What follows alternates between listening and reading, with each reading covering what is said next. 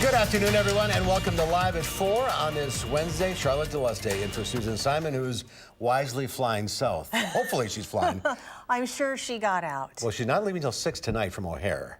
So fingers are crossed. Fingers crossed. So anyway, we'll welcome you. Thank you. An interesting show today. We have a dance group from Barcelona. I'm excited. Yeah, they're performing at the Civic Center tomorrow night. So that, and of course, here's what's making news on this Wednesday. A huge winter storm is hitting the Midwest and the East today, affecting tens of millions of people. We'll find out who's getting hit. And then there were two. Former Alder Satya Rhodes Conway and incumbent Paul Soglin will face off for mayor on April 2nd. Keely Arthur takes a look at what we can expect. And the Mueller investigation report could be released very soon. The president comments today on whether it should be made public. Let's take a look outside, shall we? Must we? Are you done with this or not? Oh. There's no place to put the snow I know, anymore. no, there isn't. We got a season's worth of snow in like 2 weeks. Unbelievable. And it's it just won't stop. No, it won't. Stop. Please, stop. But here, we have a couple of quiet days, our weather words, and Dana Fulton's in the backyard weather patio. Has it stopped? It hasn't. No. It's still flurrying, but I do have my shovel ready to go. On the patio here, we've picked up just over 3 inches of snowfall. Looking downtown, you can see we still have a cloudy sky.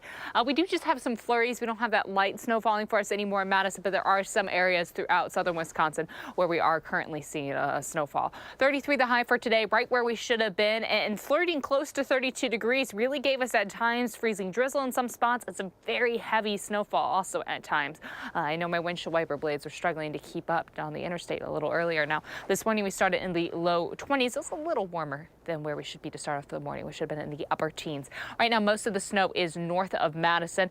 We are expecting, again, a quiet few days for us. We'll wait for the snow to wrap up, and then we won't worry about our next event till the weekend. Right now, it is still at 33 in Madison, 36, though, in Janesville, and we were seeing some reports of freezing drizzle and rain down towards the state line just in the last 20-30 minutes or so. It does feel a little cooler than our actual temperatures, though. The wind chill right at about 25 in Madison and 28 in Janesville right now, 25 also towards Mineral Point. So keep that in mind if you're heading out. It does feel just a little chillier. Tomorrow, we're expecting a cold day and then a very pleasant day for Friday.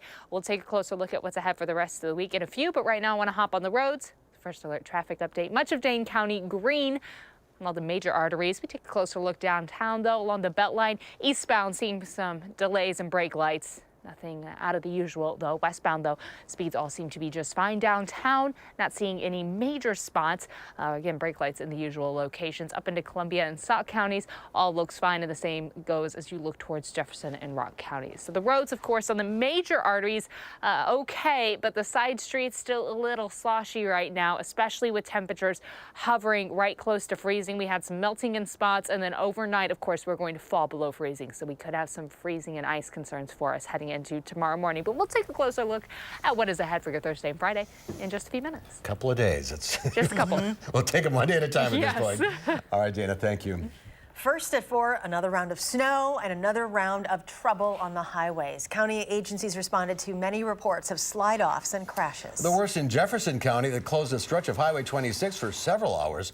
Multiple vehicles were involved in the crash, including a tanker truck. It happened south of Watertown at Ebenezer Drive. In northern Wisconsin, a school bus carrying students from the D.C. Everest School District slid into a ditch in Marathon County. The bus was full of youngsters, but none were injured. Another bus was dispatched, and they were picked up 45 minutes later. Now, according to the sheriff's office, the bus driver could not see the ditch line and got too far over the shoulder of the road, causing the front wheel to get stuck in the ditch. This storm is affecting more than 200 million people as it wallops parts of the country with snow, sleet, and freezing rain. Natalie Brand is in Washington, where snow has been falling for most of the day. Heavy snowfall from a powerful winter storm is crippling motorists across the country. Icy roads left drivers spinning their wheels in Minnesota. Forecasters there say it's the snowiest February on record, and more is on the way. At one point, whiteout conditions shut down all of the runways at the Minneapolis-St. Paul International Airport. A little distressing. We found out that our flight has been canceled to Boston. If you're going on the highway, be careful. There are accidents all over the place. Mangled cars littered the side of Interstate 94 in North Dakota. Here in Washington, D.C., the snowy weather shut down schools, federal buildings, and museums, but people visiting the nation's capital are making the most of it. Tomorrow it's going to be 50, so still the swings. Still the swings. It's 80 degrees in our hometown tomorrow, so we'll go back and really thaw out. In Cumberland, Maryland, there were reports of thunder snow. Further north, New Jersey's governor declared a state of emergency because of the anticipated change from snow to a wintry mix just in time for folks to be leaving work. And New York City is bracing for several inches before the storm moves into New England. Natalie Brand, CBS News, Washington. More than 1,800 flights have been canceled so far across the country. We are now a step closer to naming the next mayor of Madison. Former Ultra Satya Rose Conway and incumbent Paul Soglin advanced to the general election following last night's primary. Our Keely Arthur joining us now with a look at the two candidates. Keely.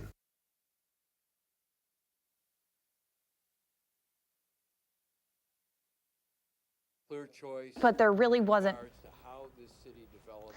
I'm sorry, we had some technical difficulties there. Madison Mayor Paul Soglin and Satya Rhodes Conway came out on top Tuesday night, but there really wasn't a runaway leader, so this race is still very much up for grabs. News 3 Now was with both candidates when the results were announced last night. Soglin beat Rhodes Conway by just 323 votes, so 40% of the vote is still up for grabs. Because the vote was so split and so fragmented, both will have to work very hard. I use the analogy of the mayor as sort of a boxing analogy, that the mayor Soglin is the champ, and if you're going to beat the champ, you don't win on points, you have to knock the champ out. So I think for Rhodes Conway, she really has to sort of dig deep, get into the grassroots. At a press conference today, Soglin said his proven track record is what sets him apart. Rhodes Conway tells me she's banking on voters wanting a change from his administration. We will hear from both candidates and how they plan to scoop up those votes on News 3 Now at 5. Keely, thank you. Governor Tony Evers has just vetoed a Republican middle-class tax cut bill that passed with no Democratic votes. Evers told reporters this morning he opposes the GOP measure because the tax cut is paid for by tapping a budget surplus and funding in future years is not identified.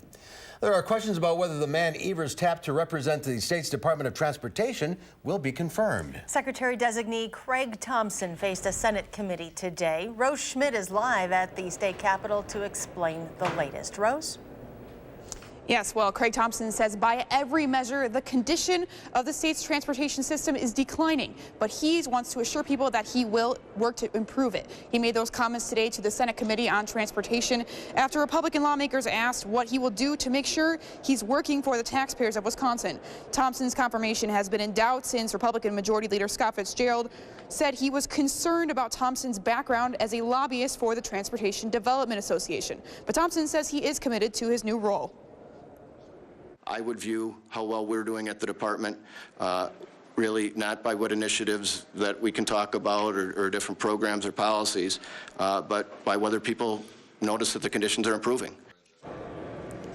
Thompson says he's recommending to Governor Evers that more revenue be available for transportation. Evers has said his budget will include a gas tax increase, but has not said how much that increase will be. Thompson says, though, that the budget will prioritize fixing current roads and infrastructure before tackling new projects, and we will see that budget proposal next week. Rose, thank you. President Donald Trump says that he will let his new attorney general decide whether or not the special counsel's report should be made public. And he's pushing back against a New York Times story that says he tried to influence the investigation into his former lawyer, Michael Cohen. Nicole Killian has more from the White House. During a White House meeting with the Austrian Chancellor, President Trump wouldn't say whether or not special counsel Robert Mueller's report should be made public. That'll be totally up to the new Attorney General. He's a tremendous man, a tremendous person who really respects this country and respects the Justice Department, so that'll be totally up to him. That report, looking at Russian interference in the 2016 election and possible collusion, is expected to be completed in the next few weeks before Deputy Attorney General Rod Rosenstein departs in mid-March. The president is also locked in a back and forth with the New York Times after the paper reported he asked former acting Attorney General Matt Whitaker to put U.S. Attorney Jeffrey Berman in charge of the case involving the president's former personal attorney Michael Cohen, even though Berman, considered an ally of the president's, had already recused himself from the investigation. President Trump tweeted Wednesday, "The New York Times reporting is false. They are the true enemy of the people." The New York Times is defending its reporting, and the president's tweet prompted a response from the paper. Times publisher A.G. Sulzberger put out a statement reading in part, "The phrase enemy of the people is not just false, it's dangerous. As I have repeatedly told President Trump face to face, there are mounting signs that this incendiary rhetoric is encouraging threats and violence against journalists at home and abroad." In Washington, Nicole Killian for News 3 Now.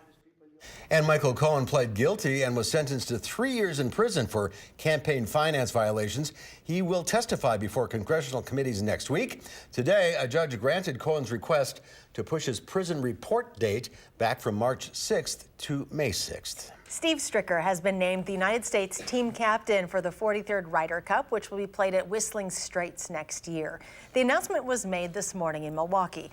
The Ryder Cup will be played in September of 2020 in Kohler. Stricker will be the 29th U.S. captain since the Ryder Cup started in 1927. Stricker is an Edgerton native who made his Ryder Cup debut in 2008 and played in 3 consecutive Ryder Cups. Quite an honor for him. And they're rolling out the red carpet in Hollywood today. Final preparations are underway for this year's Oscars. Along with the red carpet rollout, lights are going up, crews are building the set and the bleachers that will surround the entrance to the Dolby Theater.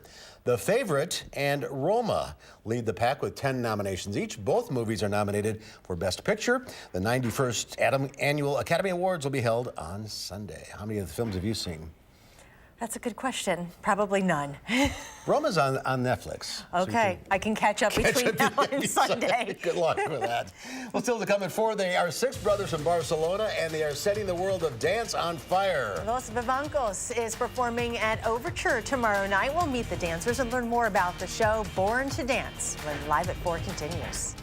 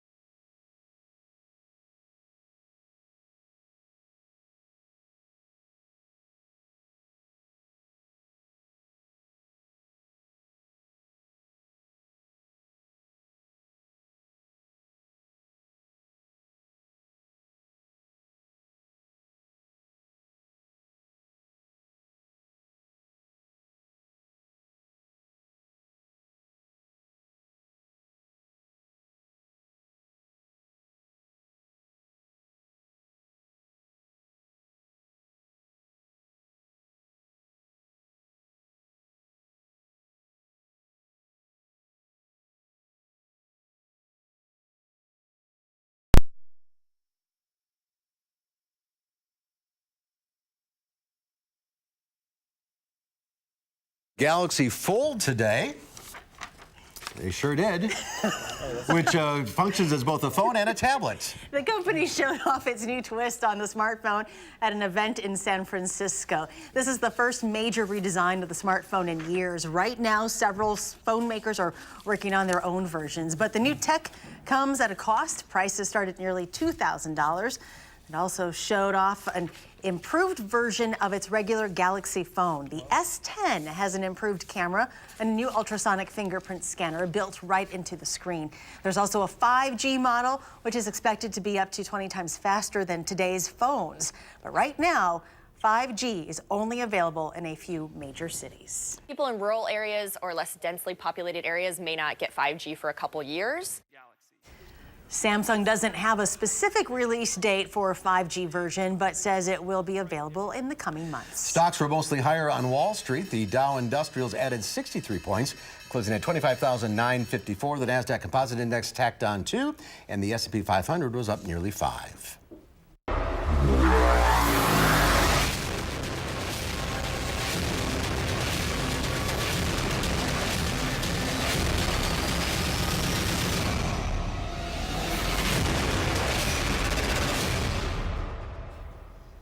You are watching six brothers from Barcelona who make up the group Los Vivancos. The dance performance is a combination of athleticism and artistry. It's a mix of flamenco, ballet, martial arts, street dance, theater, and acrobatics. And, oh, by the way, they play musical instruments as well.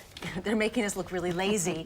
They are performing tomorrow night at the Overture Center, but we are so happy to welcome the brothers to Live at 4. We have Elias and Joshua are here. On the couch with us. Yes, they're going to be talking, and then also joined by Aaron, Cristo, Judah, and Israel. Thank you very much for being here. Thank you for having us. So the show is called Born to Dance. Were you? In some way, this show is autobiographic. We present on stage not only what we do, but who we are. We come from a breed of artists. Our father, he was also a great dancer, musician. He did martial arts, and all that, everything that we've done since we were born, we bring together in Born to Dance to make this flamenco extravaganza. It's a very passionate show, very fun for all the whole family, and that we are really enjoying performing here in our tour in the U.S. So how did you come up with the dance actually doing the show?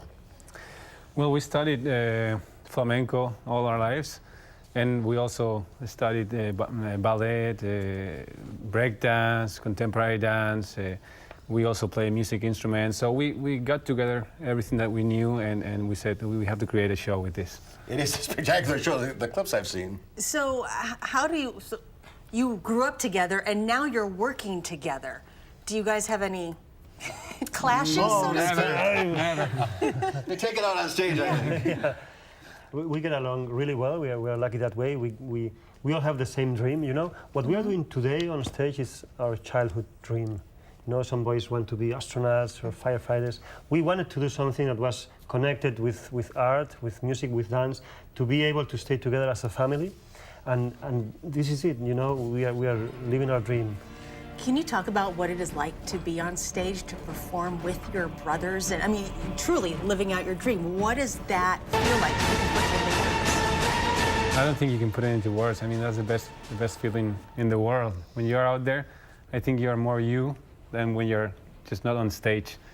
We feel so good being on stage that we... Yeah, there's a lot of energy, you know. We have all performed in different companies before we built our own group, with Joaquin Cortez and the greatest Scottish ballet and many world-renowned companies, and never have we felt the energy that we get when we are all the brothers together on stage. It's sort of magical. You guys are kind of in shape. What is your workout like? What's a typical day? Well, you have to think that we've been working our instrument, our body, since we were like 6, 7 years old. Acrobatics, gymnastics, martial arts, kung fu, taekwondo, muay thai. The classical ballet, which is a very, very intense body workout, the flamenco. So you have to keep on doing that for all your life to be able to mix it on stage, you know? If you want to be doing, we have the World Guinness record to the fastest flamenco footwork, you know? So to be able to be doing the tap dance so fast, then suddenly stop, and take the flute like Israel and play, control your lungs. It takes so much training that's why, we keep in shape. If not, it would be impossible, completely impossible. And you were on the first edition of the CBS show, The World's Best, that premiered right after the Super Bowl. What was that experience like? It was crazy. It was crazy for us, yeah. It was very different. We had to bring... Here you are on stage. With James Corden. He's a great guy. Yeah, he's funny. Yeah, he's so talented. We had to bring down what we do. Our show is 2 hours long. We had to bring it down to 3 minutes. Try to fit in all the tricks there. We composed music especially for the show. We made brand new choreographies. We put a lot of dedication to that. So it was very different for us, to compete against other artists. We usually don't like, to say who is better. When you're an artist, it's hard to judge. But it was a big experience for us, and we are glad that brought us closer, to the American audience, because we are very big in Europe, but here we come from time to time and would like to come back. What is your ultimate goal? Ultimate goal, keep doing what we do for a long time. I mean, It's hard on your bodies, though. I mean, there's a time limit to this. Yeah, it's very, very hard to be on stage. It's very, very physically demanding. Obviously, we won't be able to do this for very long, but we hope to be able to continue as Los Vivancos, as a brand, maybe teach, create shows for other artists.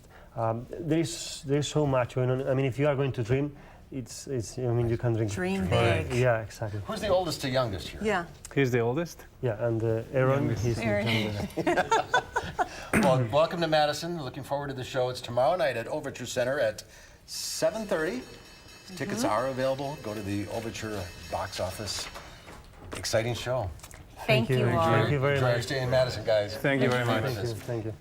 And we'll be right back. This is News 3 Now, live at 4.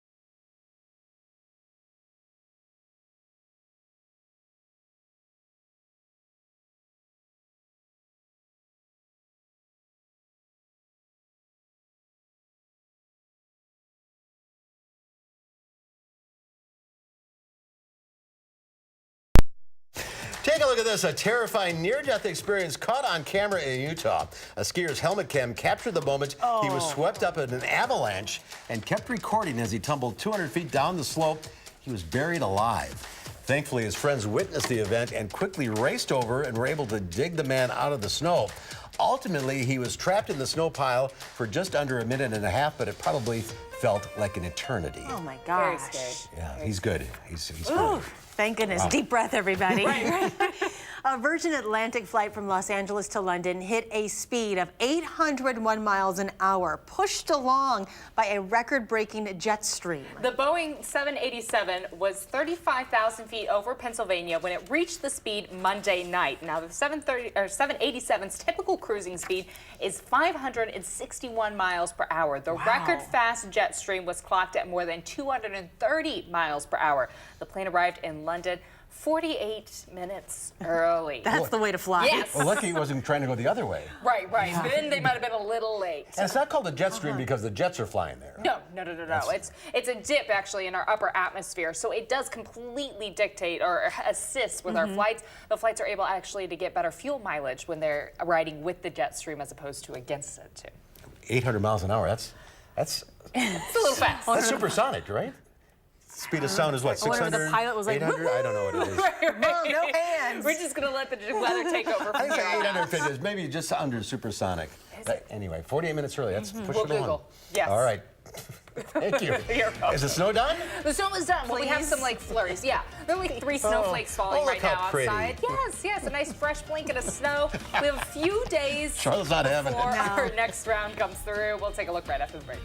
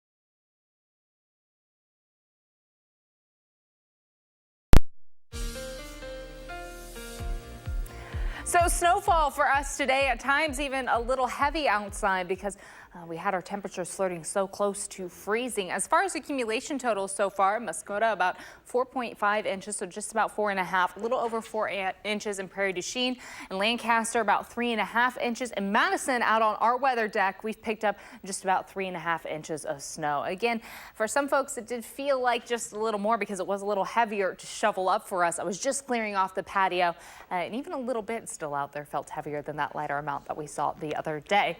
At this point, it almost feels like every other day we're seeing snowfall come through. Right now, north of Madison, we still have some light snow for the northern portion of Wisconsin, but much of the area starting to wind down now. And as we look through the Midwest and the plains, we're actually looking at a calm trend for much of Thursday and most of Friday. It'll give us just a little bit of a break before our next chance for some precipitation moves in, and that may be just a little messier for us. Now, we do still have that winter weather advisory in effect for the next few hours, because even as the flurries are winding down, there are still a few side roads, of course, that are a little messy, and a few flurry spots that still exist for us in southern Wisconsin. So we're trending in a good direction, but again, that winter weather advisory is still in effect for the next few hours. So overnight tonight, we're going to gradually see our cloud coverage break apart. We're looking at our temperatures falling just a little bit to start off the day tomorrow, close to 20 degrees in the upper teens for some of us. Our breeze coming from the southwest, and notice throughout the day on Thursday, we'll have a partly sunny sky. So we have some sun in the forecast and no more snowfall moving in. By the afternoon, our temperatures will be in the upper 20s for afternoon highs. Clouds build back in for Friday. We're looking at a little cloudier afternoon. Temperatures will be in the upper 30s for afternoon highs. For us on Friday, it is going to be actually pretty pleasant outside, mid to upper 30s for us later on in the day. That'll be a nice little break, get outside and maybe enjoy the snow a little bit because we'll have the sun and the comfortable temperatures. But then our next chance for some rain and snow and sleet and freezing rain, everything's coming in for us throughout Saturday and Sunday. Notice Saturday morning, we start to see early on in the morning rain and a little freezing mixed precipitation crossing right over southern Wisconsin. Our temperatures will be close to freezing and then in the mid to upper 30s throughout the afternoon. So we are planning on dealing with a little messier transition for us. We'll see that mixed early in the day, rain throughout much of the day, and then later on Saturday evening, overnight and into Sunday, that's when we'll transition back over to snow. It'll be early Sunday morning. We see the rain coming through, and then we see mixed precipitation and then light snow expected throughout the day on Sunday. Some accumulation is possible on Sunday, not expecting much. Most of that moisture coming through is going to be rain. Ice, of course, a concern for us heading into Sunday afternoon. Any ice on the road is not good. Over 1/4 of an inch possible for us around Madison. And then again, looking at those snow totals, we may see right around an inch of snow accumulation on top of that ice on Sunday. So driving on Sunday may be a little messy. Because of this, we do have alert days in the forecast still for the rest of tonight because the roads are going to be a little slick, and also for Saturday night and into Sunday. Right now, it's about 33 in Madison. This is about as warm as it's been all day long. Over the next 12 hours, our temperatures are going to steadily fall, and we're looking at an overnight low close to the upper teens for us, about 18 in Madison. Again, becoming partly cloudy overall, seasonably cold though. Tomorrow hitting a high in the upper 20s, 29 in Madison with a mostly sunny sky. It is going to be a little colder, but the sunshine, something that we're able to enjoy. Sunshine for much of Friday. Also, those temperatures in the mid to upper 30s for our afternoon highs. Saturday, we will be close to 40 degrees, and that's why in the afternoon we will be talking about the bulk of that precipitation coming through, as rain will be well above freezing for us. However, overnight, we're going to dip a little bit heading into Sunday.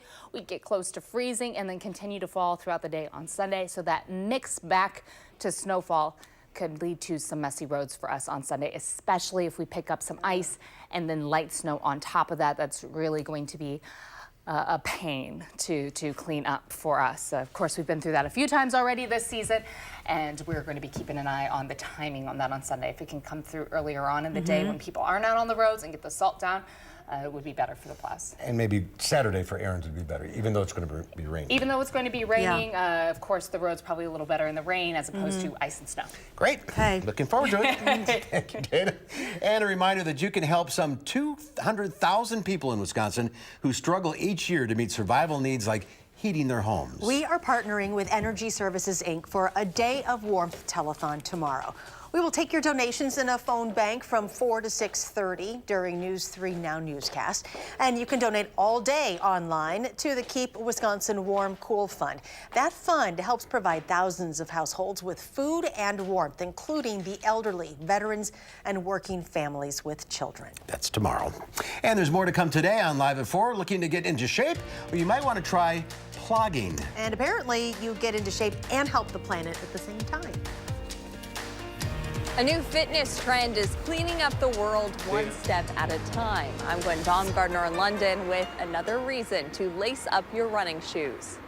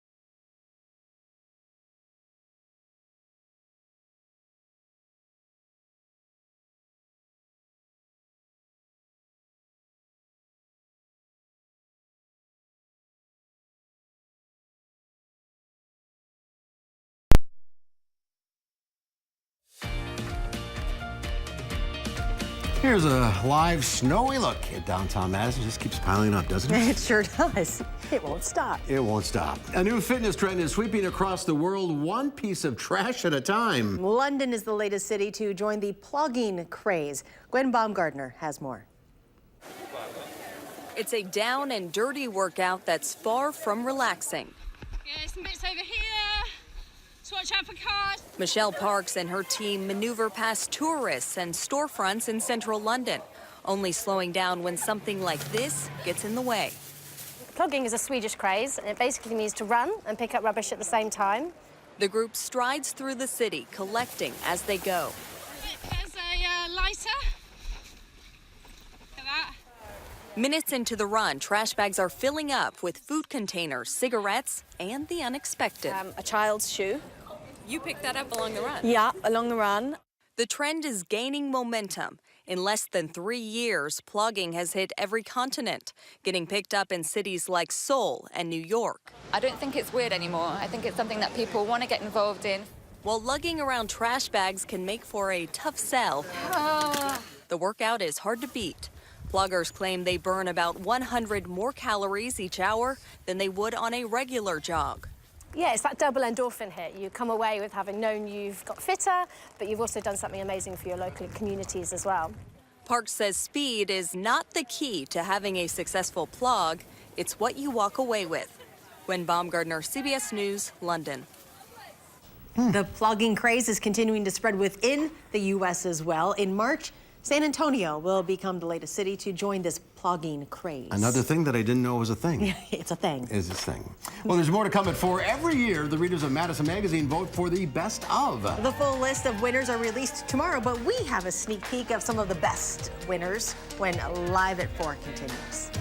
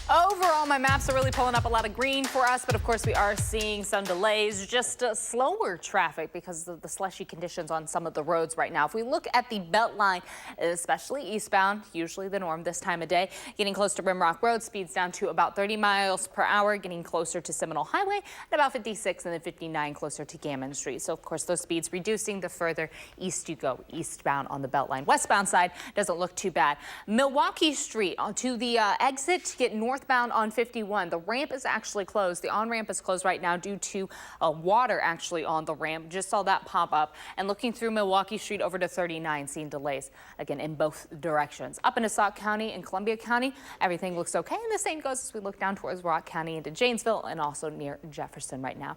From Janesville to the Beltline will take you just about 26 minutes, 17 minutes from Middleton to Sauk City, and then downtown to Sun Prairie. It'll be just about a 19-minute commute for you this evening. That's a quick look at your first alert traffic. Thank you, Dana. A teenager with a snowplow took advantage of Seattle's snowiest February in decades by racking up $35,000 in plowing jobs in just 4 days. The 18-year-old Idaho man was visiting his mom in Seattle when he got a job offer via Craigslist. Well, from there, it just snowballed to roughly 15 jobs in just days. The man says he plans to donate to his church and put the rest toward a house. 35 grand in 4 days? We should get out there. That's like 580 something a job. Yeah, that's Seattle, I guess. That's good. Seattle prices. Well, each year, our sister publication, Madison Magazine, reveals the best the city has to offer as chosen by its readers. Well, the entire list for the best of Madison will be released tomorrow. Andrea Belling of Madison Magazine is here with some of the awards that you handed out today. You guys have been running all over the city since 7 this morning. Mark, I am tired, but this day is so fun. Yeah, we do a couple sneak peeks. We're going to drop the full list tomorrow, but we visited about 20 businesses today to congratulate them in person. And this is all the readers vote on this? Yes, this is a reader's poll. Yep. All right, let's take a look at part of your day. Oh, man. Celebrate Daddy Dudley's Dowry! You guys won gold for Best Burger in Madison Magazine's Best of Madison. All you winners are gold. Best of Madison Readers Poll. Hey now, you're a winner. Best of Madison. Heck yeah. Hey now, get your donut and your singing telegram. And all you winners are gold. Best of Madison Readers. 7 years in a row, Jonathan and Kitty, 105.5. You guys, That's how us. do you do this? We just show up, right, Well, Kitty? we give 100% every day. He gives 50%, I give 50%. And that usually makes it work out. Hey now, you're a winner. Best of Madison. Heck yeah. Hey now, get your donuts and your singing telegram. And all you winners are gold. Best of Madison Readers Poll. Work right. And all you winners are gold. If you're looking for the best fish fry in Madison, look no further than Craig's Place, Quibby's Grove. I mean, what an honor. Oh, it's great. Thanks, Madison, for voting us Best Fish Fry again. You guys won Best Florist in Madison Magazine's Best of Madison Readers Poll. Woo-hoo! Let's sing. Hey now, you're a winner. Best of Madison. Heck yeah. Hey now, get your donut and your singing telegram. And all you winners are gold. Best of Madison Readers Poll. True veterinary care is family friendly. You guys have won gold, Best Artisan Food Product, and silver Best Cheese Producer in Madison Magazine's Best of Madison Readers Poll. Hit it! Hey now, you're a winner. We have the most awarded cheese in the world.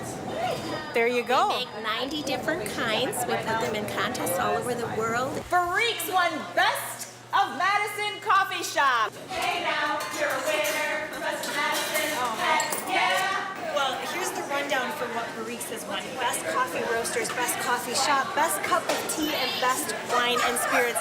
That's 4. Congratulations. I think we all just really care about coffee and our customers and our community that we're in, so we just try really hard. Hey now, you're a winner. Best of Madison. Heck yeah. Hey now, get your donut and you're singing. Hey now, you're a winner. Best of Madison. Heck yeah. Hey now. Willie Street Co-op is best because of quality.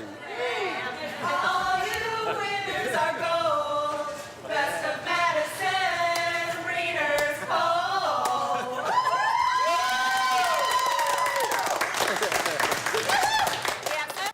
That song is going to be stuck in my head now. Oh, yeah, it isn't ours. But we're not done. We're We have not another done. award. I actually have 3 more to announce in our Okay. sneak Okay. peek. And Charlotte, You have won silver for Best TV Personality. Congratulations. Thank you. And then you and Eric also won gold for Best TV News Team. Wow. That's That guy, awesome. the guy, Frankie? Yeah. Eric. Wait a second. Eric Frankie won gold? And then... And then You won gold? Where are you? Wait a minute, I want a recount. Yes. Congratulations. Yes. Congratulations. And the third one, finally, gold for Best Local News Website.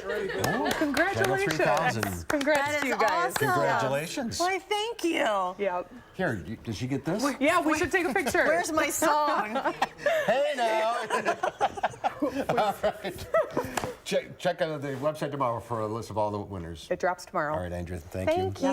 We'll be right back.